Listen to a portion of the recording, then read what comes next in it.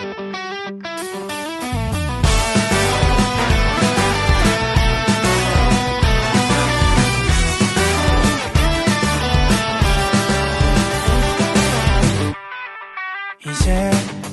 알아채줄래 나의 마음속에 너를 향한 마음 그대 떠올려줄래 우리 함께 했던 그 순간들을 이미 알고 있어 네 사랑을 너의 언어로 말해줘 사랑의 떨림을 속삭여줘.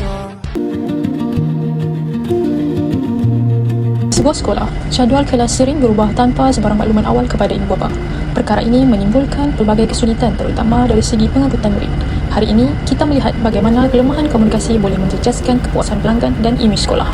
Aiman, hari ini kelas kamu pukul berapa, Aiman? Semalam cikgu kata 12.30, tapi tadi pagi dalam WhatsApp 1.30 pula. Hah? Berubah lagi? Aduh ya, ibu dah lah susah mau atur cuti. Susah mau berunding dengan majikan. Payahlah sekolah kamu ni. Bagus kita pergi jumpa kamu punya guru sekolah lah macam tu. Begini Tuan, saya mau berjumpa dengan pihak pejabat sekolah. Ada isu sikit berkenaan dengan jadual. Pejabat, penerima keadaan. Terus nanti ada kemudian boleh tahu aja. Okey, terima kasih.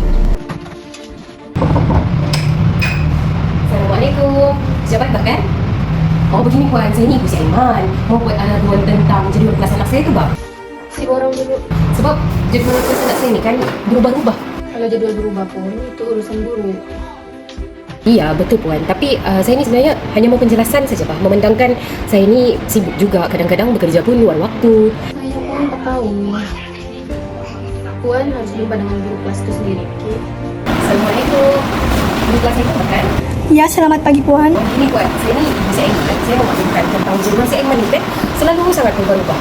Belum saya tahu kenapa tu Puan, sebab saya ni pun kerja-kerja masang lah. Maaf Puan, tapi saya sendiri pun baru dimaklumkan pagi tadi. Maklumat penuh pun belum saya terima. Saya rasa sebagai ibu bapa kami ni berhak untuk tahu lebih awal tentang jadual anak-anak kami. Saya faham perasaan Puan, tapi saya pun belum menerima arahan rasmi. Mohon maaf cikgu, saya baru dapat jadual daripada pentadbiran, jadi belum sempat lagi saya edarkan kepada guru-guru kelas. Ini yang jadual yang baru, jadi saya akan edarkan hari inilah. Nampaknya komunikasi dalam sekolah sendiri itu tidak teratur.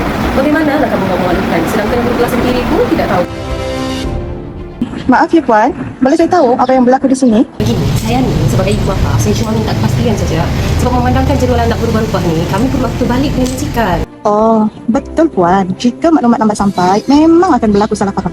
Jadi, cadangan saya di sini, kita carilah jalan penyelesaian bersama ya. Saya akan tunjukkan bilik fikir pentadbiran. Jom ikut saya. Okey, Assalamualaikum Puan. Saya Cik Basra, saya GPK pentadbiran di sekolah ni. Tadi saya sudah dibagi tahu, jadi saya meminta maaf lah Puan atas kesulitan yang berlaku. Tapi terima kasih juga sebab Puan buat aduan lah.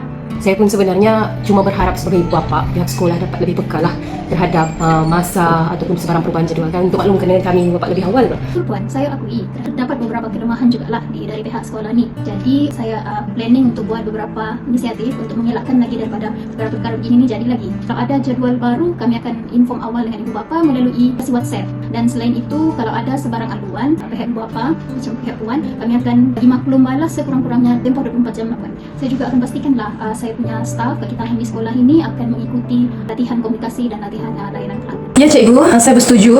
Lepas ni saya akan memastikan semua guru-guru dapat maklumat yang tepat pada masa yang sama. Jadi ibu bapa pun bolehlah merancang urusan anak-anak dengan baik. Maaf mencela cikgu, saya pun bersetuju dengan cadangan cikgu. Tapi saya rasa kita juga perlu mengamalkan komunikasi yang berempati. Sebab kadang-kadang pelanggan ni hanya ingin didengari sahaja. Sama aku, layanan saya tadi kurang profesional dan agak tidak mesra. Saya minta maaf kepada Puan Ania dan juga kepada semua. Selepas ini saya akan melayan ibu bapa yang datang ke pejabat dengan lebih mesra lagi. Penonton sekalian, seperti yang kita lihat dalam situasi ini, terdapat beberapa kelemahan iaitu komunikasi yang tidak jelas, penyampaian maklumat yang lewat, layanan pelanggan yang kurang mesra dan tiada sistem pengurusan yang berkesan. Akibatnya, ibu bapa hilang kepercayaan, kepuasan pelanggan menurun dan imej sekolah turut terjejas. Namun, melalui komunikasi yang profesional, empati, SOP yang jelas, tindakan susulan serta kerjasama semua warga sekolah, kepercayaan pelanggan akhirnya dapat dipulihkan.